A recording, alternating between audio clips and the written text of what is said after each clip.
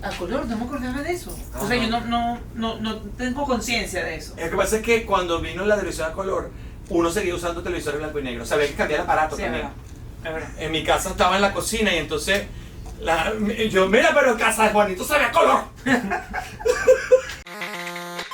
Si quieres manejar el idioma, tienes que ir con los mejores, mi gente de @FearLoisUSA. Más de 21 años de experiencia en Venezuela y ya se instalaron aquí en la Florida para que tú te sientas cómodo con el inglés.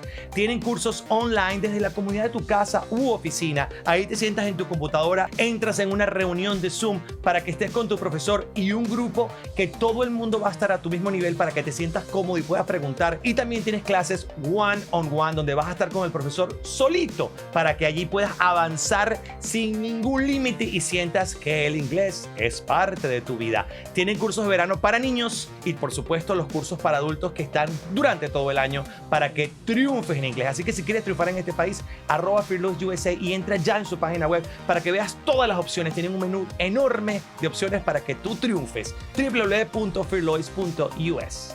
Los mejores. Si vives por los lados de Pompano Beach, te voy a recomendar un restaurante italiano extraordinario, Rocca Trattoria, que a lo mejor nunca ha estado en Italia, pero sabe reconocer un buen restaurante y sabor casero de la chef Lucía, abierto de lunes a lunes de 5 a 10 de la noche. Así que te lo recomiendo de todo corazón por si vives por allá. Queda en Lighthouse Point. Ese lugar es maravilloso y mágico, así que no te pierdas @Rocca Trattoria. Síguenos en sus redes y disfruta de los mejores platillos con el mejor sabor italiano. Ya estamos de regreso aquí en George al Aire, dedicándoselo a la telenovela venezolana. Antes de presentar a nuestra próxima invitada, voy a dar 2 curiosidades más. Cristal tiene el récord de ser la telenovela de más audiencia en la década de los 80, arrasando en España, donde la repitieron 7 veces. Lo dije al principio, pero es importante, ya que se repitió 7 veces, decirlo otra vez. Estefanía fue la primera telenovela venezolana transmitida a color y la segunda con estructuras más complejas al común triángulo amoroso. Eso es lo que te gusta a ti, el triángulo amoroso. Y para hablar de triángulos, cuadrados, círculos amorosos, de problemas, de pasiones, de momentos, de lujurias, una escritora venezolana que ha llenado de emociones nuestro país, ahora vive también aquí en los Estados Unidos y logró traspasar la pantalla de una telenovela en Venezuela absolutamente original a que se convirtiera en una serie en los Estados Unidos con un récord de audiencia. Ella es Perla Farías y está con nosotros. ¿Cómo estás, cariño? ¿Cómo andas? Muy bien, feliz de estar aquí contigo. Yo encantado de tenerte en el programa y me has dicho algo fuera del aire, en este momentico que hemos hablado, que te criaste en un estudio de televisión. Pues sí, porque mamá, Gioia Lombardini, actriz, y mi papá, Daniel Farías, director. Entonces, bueno, nada, mi infancia fue o acompañando a mi mamá que actuaba y yo recuerdo cuando era muy pequeña que las novelas eran en vivo, no solo eran en blanco y negro, sino en vivo. Entonces había un momento donde todo el mundo decía, ok, silencio, y todo el mundo, ahí se movía y arrancaba la escena y así quedaba. Y bueno, y con papá él dirigió muchas novelas de Delia Fiallo, entonces era una perspectiva muy diferente, una estando en el estudio viendo a mi mamá actuar y otra sentada al lado de mi papá que dirigía y iba como que, tú sabes, tomaba las escenas y decidía qué cuadro iba dirigiendo a los actores, y yo creo que esas dos visiones de alguna manera, sin uno saberlo, ¿verdad? Porque la infancia marca nuestras vidas de tantas maneras que nos vamos dando cuenta con el pasar de los años. Esas dos experiencias que era como mi parque de diversión, porque era donde yo iba, creo que fueron las que de alguna manera lograron que yo tuviera como una perspectiva del melodrama como escritor, ¿no? Porque era como más lejana, no era solamente la interpretación del guión, sino cómo tú muestras esas emociones en cámara. Es como una perspectiva distinta. ¿Empezaste qué? ¿Dialogando? Yo estudié teatro y comunicación, Pero teatro como actriz. Yo estudié en Estados Unidos, en Northwestern University, estudié aquí high school y la universidad, pero eso era un gran secreto. Mis padres no sabían que yo estaba haciendo teatro porque yo quería ser oceanógrafa y yo decía que yo no iba a tener nada que ver con el mundo de ellos. pero nada, tú La sabes, sangre llama. ese bichito uno lo tiene adentro. Y entonces yo empecé a hacer escenas de amigos, además todos mis amigos todos estaban en teatro. Entonces ellos me decían, ven, porque hagas una escena. Entonces yo empecé a meterme y terminé haciendo un double major, que era comunicación y teatro, pero mis padres no lo supieron. Mi papá una vez me fue a visitar y para él fue una sorpresa que yo estaba estudiando teatro. ¿En dónde estabas estudiando aquí en Estados Unidos? Eso, Northwestern University está en Evanston, Illinois, está cerca de Chicago, está a 20 minutos de Chicago. Oh, qué chévere. Cuando yo me gradúo, yo decido, quiero regresar a Venezuela porque quería de alguna manera ser parte de la historia de la que habían hecho mis padres. Mi mamá italiana, mi papá cubano, fueron parte de una edad de oro de la televisión y yo quería colaborar porque yo siempre he amado Venezuela. Y nada, y regresé, hice mi carrera, empecé mi carrera allá. Claro, claro. En el año 89 escribes Rubí Rebelde. Esa fue una... Ah, tú me preguntaste antes cómo empiezo. Claro, me imagino dialogando, ¿no? Sí, yo empecé, en realidad yo iba a actuar en una telenovela de Cabrujas, que se llamaba La Dama de Rosa. Ok.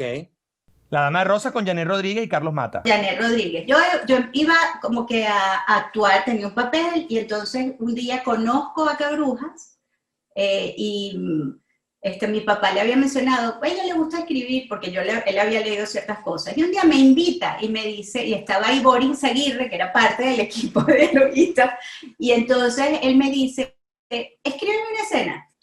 Yo aterrada, ¿no? Porque yo decía, bueno, pero este tipo de casting, qué difícil, porque una cosa es que yo sea actriz en esta historia, pero que yo le tenga que hacer una escena, está como complicado. Pero bueno, yo me quedo, escribo la escena a mano antes de pasarla a máquina, termino, pongo la escena, se la paso.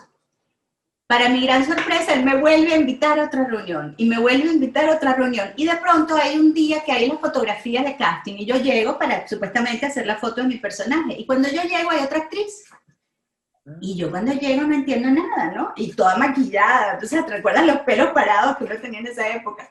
Y entonces yo pregunto, ¿qué pasó? ¿Por qué hay otra actriz? Y me dicen, ay, ¿tú no sabes? Le digo, no sé. Me dice, no, José Ignacio decidió que tú vas a escribir, que en esta no vas a actuar. Oh. Y yo, por supuesto, además llena de inseguridades, yo llego, o sea, en realidad esa fue mi mejor actuación, porque yo era bastante mediocre como actriz. O a lo mejor nunca lo supiste tampoco, ¿no? Bueno, no sé, es que yo pensaba demasiado, tú sabes, mi cabeza siempre estaba queriendo analizar, y uno cuando está actuando no tienes que analizar nada, te tienes que entregar. Y yo no había manera que dara de analizar. Entonces, cuando fui a ver a Cabruja, yo llegué y le armo todo, creo que fue mi mejor escena, porque además como estaba maquillada para la foto, toda prepped up, y empiezo llorando y me le digo, pero ¿cómo crees que tú vas a decidir que yo ahora soy escritora? ¿Quién te dijo a ti que yo soy escritora? Yo no voy a escribir, yo no sé escribir, yo no puedo con esa responsabilidad. Y unos llantos, y él me miraba, tú sabes que él tenía los lentes, me miraba como que así, como que... Y tan bello me dice, bueno, yo creo saber algo, y a mí me parece que tú puedes servir como escritora. ¿Por qué no lo pruebas? Pruébalo. Y si no te gusta, pues bueno, después sigues actuando, ¿cuál es el problema? Bueno, Claro. por supuesto, yo al mes era la persona más feliz de este planeta, al mes. Porque claro, cuando tú escribes, tú interpretas muchos personajes. Claro. Y entonces, y tienes esa visión que siempre tuve, que es una visión más cerebral y un poco más lejana, donde si bien necesitas sentir en las entrañas y emocionalmente a los personajes, también siempre hay como un analista y siempre como tratando es otra manera de visualizar el drama y de sentirlo, que cuando eres actor. Entonces así empecé. Cuando ideas una telenovela o una serie, ya en este caso que ahora la telenovela ha como migrado, ¿no? a este seriado. Son más cortas, menos capítulos. Tienes una idea y la novela te va llevando a ese desarrollo. ¿Cómo es el proceso creativo? el proceso creativo, cada autor tiene su propio proceso. Mi proceso particular, si yo tengo, y bueno, podemos hablar de Juana la Virgen porque es una anécdota muy simpática. Bueno, que además esa novela, imagínate, o sea, ese sueño ¿te tomó por sorpresa o fue algo que te lo esperabas en algún momento de tu vida? No, todo es sorpresa. Todo lo que uno hace es sorpresa, ¿no? Para ti también, ¿no? Claro. Que dice que todo lo sabe, bueno. No, para nada. Y eso que consulto astrología, pero no me han dicho. Bueno, tú sabes que yo estaba escribiendo en esa época Mis Tres Hermanas, que es otra telenovela, ¿no? Y entonces... Con Ortiz, con la niña Ortiz, Scarlett. Con Scarlett Ortiz. Entonces, y yo fui uno se da esos masajes semanales como para relajarnos, pero estamos en Venezuela. Los masajes que uno se da en Venezuela no son iguales a los masajes que uno se da aquí. Aquí tú llegas, te pones musiquita, nadie te habla, aromaterapia, todo eso, un silencio absoluto, ¿no? En Venezuela no, en Venezuela uno se hace amigo del que te da el masaje, la persona, y tú hablas, y es un chisme, y es una risa. Llega un día a mi masaje, y mi masajista, Violeta, me dice, tenía una cara de tragedia, ¿no? Y ella me dice, tú no sabes lo que me pasó. Y yo, ajá, ¿qué te pasó? Y entonces entre que te está amasando y que todo te duele. Claro. Y le dice, ¿qué pasó, Violeta? Me dice, mi hija está en estado. Y yo le digo, bueno, tú sabes, como que no es gran cosa. Me dice, no, Perla, mi hija es virgen y está en estado. Claro, yo inmediatamente fue así como que la misma carita tuya, wow, y además un bombillo porque digo, qué gran situación. Entonces le digo, pero explícame. Y me dice, no, esas cosas en los juegos, en el juego preliminar no hubo penetración, pero bastó una gotita y la muchachita no estaba. Y ese concepto a mí me parece sencillamente maravilloso y lo guardo porque todos los escritores vamos por la vida que también somos un peligro, porque cuando nos cuentan algo que nos parece interesante, eso inmediatamente va a un file específico y uno dice, eso lo voy a usar. Y entonces cuando termino Mis Tres Hermanas, que entonces empiezo a decir, bueno, a ver qué hago yo con esta idea que me parece tan sensacional, leyendo la prensa, hay un artículo que también fue lo que terminó de armarme ese arco central. Es un artículo donde hablaba de una pareja donde el hombre estaba muy enfermo, tenía que hacerse tratamiento para cáncer, y entonces ellos deciden hacer la inseminación artificial y guardarlo en un banco de semen para poder tener hijos después. Cuando él empieza todos los tratamientos y la quimioterapia, está como muy deprimido y la mujer decide, para darle ánimos, hacerse una inseminación artificial, quedar embarazada. De hecho, ella queda embarazada, eso le da fuerza al hombre porque dice, bueno, ahora sí voy a luchar porque va a venir mi hijo. ¿Qué pasa? Esta era una pareja hiperblanca aquí en Estados Unidos y que les nace un hijo de color. Les nace un negrito. Entonces hay todo un escándalo porque nadie entiende. ¿Qué pasa? Que en el banco de semen le dieron la muestra equivocada a la mujer. Le dieron un Jean Baptiste. Entonces... Un Juan Bautista y no era Johnson. Claro. Y yo dije, claro, esto es como yo hago clic. Digamos que esa fue como la esencia de lo que yo dije, ya tengo una historia que quiero contar. Una vez que tú tienes eso, es apenas el inicio, porque después cuando tú tienes que contar una historia, además tan larga, realmente es un oficio muy complejo, porque no existe historia. Es decir, La guerra y la paz de Tolstoy, creo que hicieron una serie, creo que si fueron de 20 capítulos es mucho, porque es que no hace falta, no hay ninguna historia que necesite tantos episodios. Entonces, por supuesto que son muchas las tramas que tú tienes que inventarte, muchos los giros dramáticos para tú mantener el interés. Entonces, a mí me gusta crear lo que se llama un mapa de ruta, que es hacer una estructura dramática, donde tú vas de 5 en 5, tú vas anotando cuáles son los turning points semanales por trama.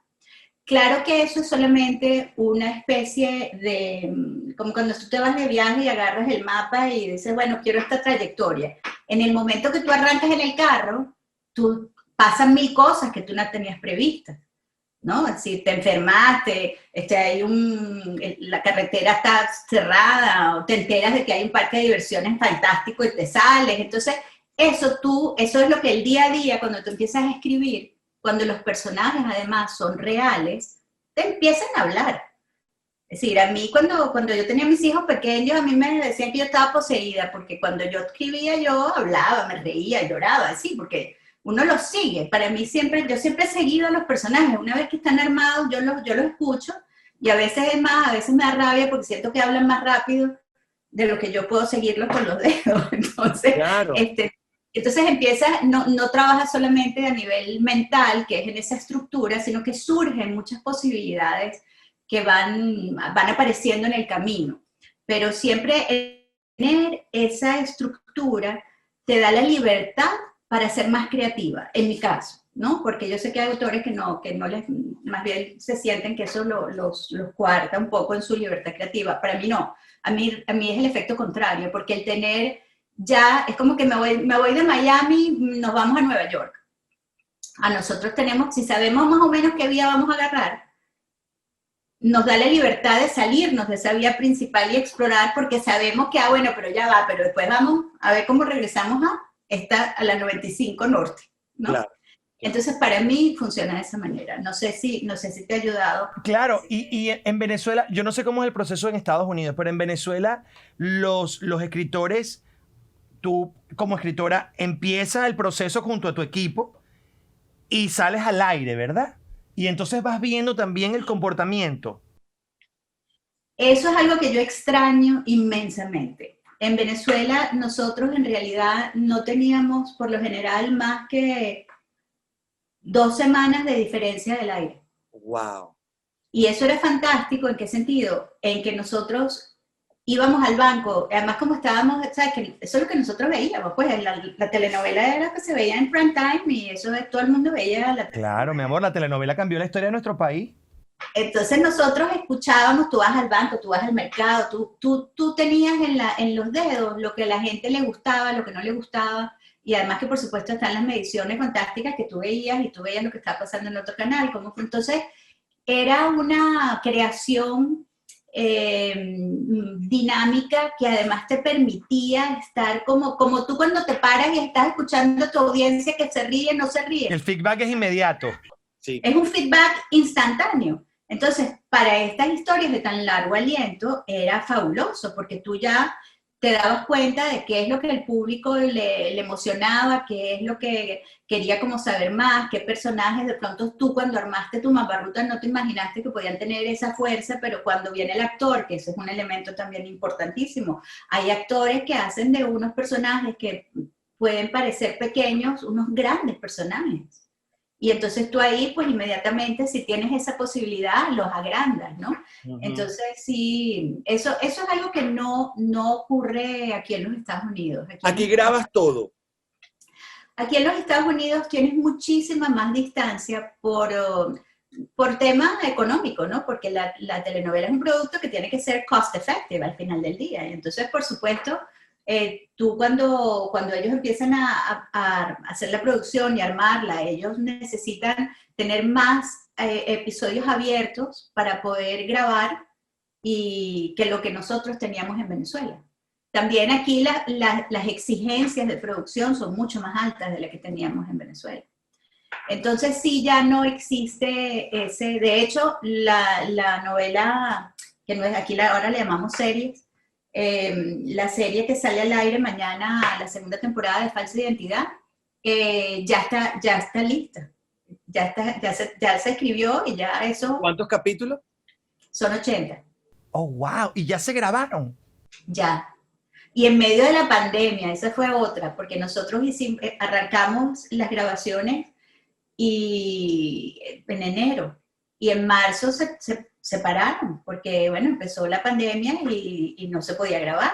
Y todo el mundo se fue para su casa. Entonces cuando tuvieron que reiniciar, sí hubo como temas de, bueno, vamos a ver qué se puede grabar, qué no se puede grabar, qué hay que ajustar. Y entonces hubo todo otro proceso de reescritura, bien complejo, la verdad. Pero dentro de todo, yo me siento muy orgullosa de que Telemundo se empeñó porque hay que tratar de salir de esto, ¿no? Hay que tratar de mantenerse activos, porque es que si no, ¿qué hacemos? Si nos Yo vuelvo con el público este jueves, estoy feliz. Claro. Feliz de oír a la gente reírse. Estoy feliz. Estoy muy emocionado. Claro. Perla, ¿qué sueño tienes con respecto a tu trabajo? ¿Qué te gustaría que ocurriera más adelante? ¿Una película, una serie para estas plataformas, o una película Hollywood, o una película en Argentina? O sea, ¿qué sueñas? Mira, mi mayor sueño es seguir divirtiéndome con mi trabajo, sea en el formato que sea. Cuando yo me despierto y me siento frente a la computadora y la página en blanco, que es constante, el poder divertirme y que yo no me doy ni cuenta de que pasan las horas muchas veces y que sigo escuchando a estos personajes que uno va creando, me da una satisfacción tan inmensa que ya en qué formato va, pues ya eso depende del momento histórico. Es decir, todavía estamos en la pantalla de la televisión. Muchos dicen que no le queda mucho tiempo de vida a la televisión, no lo sé. Pero, y si después pasamos a las otras plataformas, pues fantástico. A mí, mientras también esté aprendiendo, uno se siente vivo y es divertido, porque en definitiva nosotros hacemos un trabajo, y tú lo sabes, pues tú eres un entertainer también, que tenemos que estar claros, que tampoco es que hacemos, ¿sabes? Estamos por un tiempo, somos afortunados y estamos por un tiempo, tenemos la gran suerte que compartimos con otros seres humanos, somos capaces de llegarles, y si logramos emocionarlos, aunque sea por un ratito de su vida, esa es nuestra labor. No hacemos nada mucho más importante que eso. Entonces hay que ser agradecidos que tenemos esa posibilidad de vivir, además de esa pasión que tenemos, ¿no? Claro, claro. A mí me encanta poder hablar de estas cosas, porque mucha gente habla siempre con los actores, pero el escritor es el que realmente hace ese sueño maravilloso de crear todo esto que ocurre, ¿no? O sea, la idea principal es la espina dorsal de estas historias. ¿Cómo te sientes? Y yo me imagino que esto es una pregunta complicada, con el rating. Esa cosa de la televisión, de mira los números, y es complicado, ¿verdad? Es complicado, pero es inevitable. A ver, esto es un negocio. Esto es como, no estamos vendiendo pantalones, estamos vendiendo emociones, pero es un negocio. Entonces, el rating es sencillamente un termómetro de a cuánta gente le estás llegando y si realmente le estás llegando. Entonces, por supuesto que sería muy divertido de pronto, y no sé ni siquiera si sería divertido trabajar sin rating, porque yo creo que para ti también, cuando tú sales y la gente se ríe y no se ríe, ese termómetro es importante. Sí. Porque a veces uno puede imaginarse, es decir, nosotros los que trabajamos, y eso es un tema muy interesante, porque más allá de ser creativos y ser creadores, nosotros trabajamos para una masa, para el mayor número de gente posible. Y eso requiere manejar unos códigos, manejar ciertas estructuras, manejar ciertos arquetipos que todo el mundo maneja. Nosotros no, es decir, yo cuando me siento a escribir para la televisión, no estoy escribiendo algo que solo Perla quiere escuchar, no. Yo trato de imaginar qué puedo escribir que le puede llamar la atención, que puede emocionar a la mayor cantidad de gente. Y entonces ahí sí vuelvo a mis sueños. Si tú me preguntas, ¿qué quieres hacer? Bueno, me gustaría de pronto ver qué se siente un día, sentarme, como hacen los que realmente escriben las novelas como para ellos, ¿no? Que se sienten y dicen, ¿qué quiero yo decir? ¿Qué tengo yo que decir? ¿Qué quiero yo decir para plasmarlo en una hoja? No lo sé, capaz que no me sale nada. Entonces, ¿cómo tengo? Te lo pregunto porque justamente nuestra invitada anterior era Amanda Gutiérrez. Y ella me contó algo que yo no lo sabía. Ella dice, cuando yo hice Ifigenia, lo hicimos en el Canal 8 y ese canal no lo veía nadie. Entonces ella me dice, nosotros grabábamos con una tranquilidad, porque nadie pues mira, que el rating, que era una cosa así como, bueno, cosa relajadísima. Y ellos me decían, y grabábamos muy sabroso, porque no estaban los nervios de, mira, esto. Y entonces me dice, y esa novela fue un batacazo. Sí. Eso lo sienten muchos de los que trabajan ahora en las plataformas alternativas. Yo tengo amigos que ya trabajan en esas plataformas y me dicen la delicia de no tener que trabajar con el rating. Aquí tú sabes, como guillotina, es fantástico porque te da una tranquilidad donde te puedes como que enfocar solo en hacer lo mejor que tú puedes el producto. Pero yo creo que, digamos que en este momento, como te digo, producción y la escritura de lo que va a salir al aire ya lo hicimos, y lo hicimos con esa intención. Lo que pasa es que las consecuencias del rating te afectan. Aunque tú no lo estás haciendo en el momento con esa guillotina, porque ya la diferencia de lo que haces más el aire es muy amplia, Sí. igual las consecuencias son grandes, pero Netflix en este momento tal vez aún no se sabe y no está, la medición de Netflix no está al alcance de todos, pero eso va a cambiar. Eso va a cambiar, porque es inevitable que cambie. Entonces, igual siempre las consecuencias de si algo llega o no llega al público va a afectar. Claro. Es así. Porque es un negocio, como dices tú, y es tal cual. Negocio. Es un negocio. En un momento va a tener mediciones y va a decir, esta se vio más que la otra. Sí, eso es inevitable. Inevitable. Tal cual. Perla, se nos acaba el tiempo, pero estoy muy honrado de que hayas participado en este programa y hayas dado tu visión, tu talento, tu experiencia como escritora. Te deseo lo mejor mañana en ese estreno en Telemundo y que sean muchos más estrenos que toquen tu carrera. Amén, amén. Muchas gracias. De verdad que encantada de poder hablar contigo. Igualmente, te mando un abrazo muy grande. Cuídate mucho. Mucho para ti. Bueno, ahí tuvimos a Perla Farías y la verdad es increíble, ¿no? Ver las dos visiones, el escritor, podríamos haber entrevistado a un productor, pero no importa. Dos actrices extraordinarias. Bueno, pero es que teníamos que hacer un programa de seriado. Un seriado. No, dos actrices extraordinarias, una escritora extraordinaria. Nos hubiera encantado también tener a la señora Delia Fiallo, pero la señora está mayor y la queremos muchísimo. Sí, porque tiene muchos años.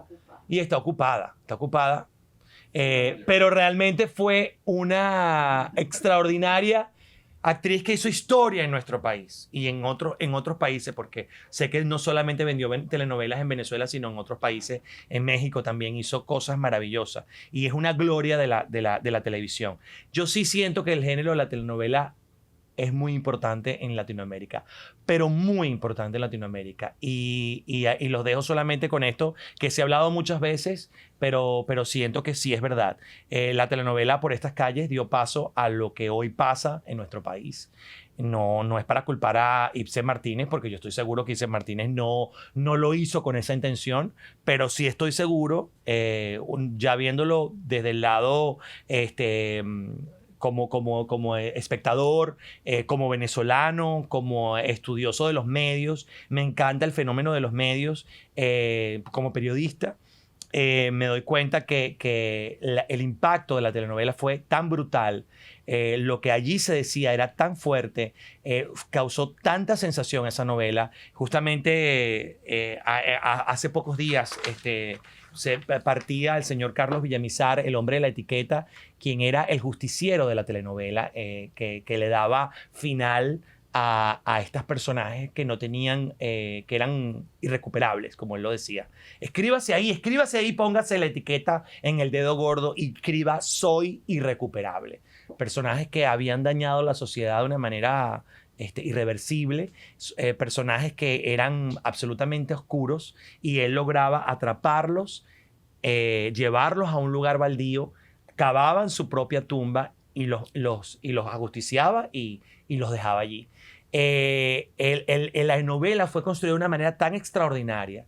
En la historia, lo político, lo sentimental, el barrio en mi país significa las favelas, la vida en las favelas, la vida en la ciudad, cómo se manejaba el dinero, el poder, qué ocurría con el ciudadano común. Ese señor que teníamos al final de cada capítulo que daba una lección de reflexión en donde exponía un poco lo que había pasado durante el capítulo y daba como una especie de cierre. La canción de Giordano, todo fue tan espectacularmente bien hecho. Captaron precisamente el momento que vivía la historia contemporánea en nuestro país. Y eso es muy complicado. Es complicado ser un historiador que habla del tiempo presente, porque el historiador siempre habla del tiempo pasado después que no analiza, lo tiene que analizar para entenderlo. Ah, bueno, Simón Bolívar, se montó un caballo para allá. O sea, ok, pero en el momento que está ocurriendo no lo entiendes. Después, ¿qué pasa? Es que logras hacer una crónica de lo que pasó. Y esa novela logró hacer una crónica del presente, de lo que se vivía. Y efectivamente sí se vivía.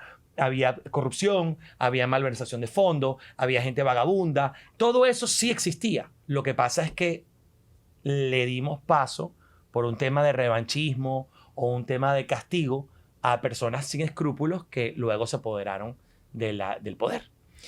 Pero sí, efectivamente el género de la telenovela tiene un peso o tuvo un peso importantísimo en nuestro país. En nuestros países, estoy seguro, México igual, bueno, dígame México, ni hablar de la peluca, Ecuador, Perú, Argentina, esas historias que se apoderaban de la familia latinoamericana y se apoderaban de la atención, lo que contaba Amanda Gutiérrez con La Dueña, que era una novela política, era una novela inteligente, una novela que hablaba de historia y por supuesto se apoderó no solamente de las mujeres, de las amas de casa y de la señora, sino del señor de la casa, porque atrapaba su atención. Eso lo lograba la telenovela y creo que es un género que no tiene comparación con nada. La telenovela cerraba la programación de los canales de televisión. Después venía el noticiero y con el noticiero la gente quedaba dormida. O sea, me subió la patilla, estaba ya, pero estaban fundidos de 10 a 11. De 9 a 10, eso era intocable. Era un horario intocable en la televisión de Venezuela. Y eso obviamente habla de un proceso histórico contemporáneo que vivimos todos, crecimos y nos educaron las telenovelas. Así que bueno, nada, hoy le rendimos un pequeñísimo homenaje a ese género, a sus actores, a sus escritores, a sus dialoguistas, a sus productores, a todas las personas que conformaron ese gran equipo que hizo de las telenovelas el espacio que fue en Venezuela. Ojalá tengamos la suerte de prontamente en Venezuela y los venezolanos de vivir un revival, no solamente de telenovelas, sino de series, seriados, interesantes que podamos disfrutarlos todos, los pequeños y nosotros también, y que podamos también contar esta misma historia con otra cosa. Gracias por su preferencia. Denle a suscribir al canal de YouTube, denle a la campanita para que le lleguen todas las actualizaciones de las cosas que hacemos durante la semana y nos vemos en el próximo miércoles en la tarde.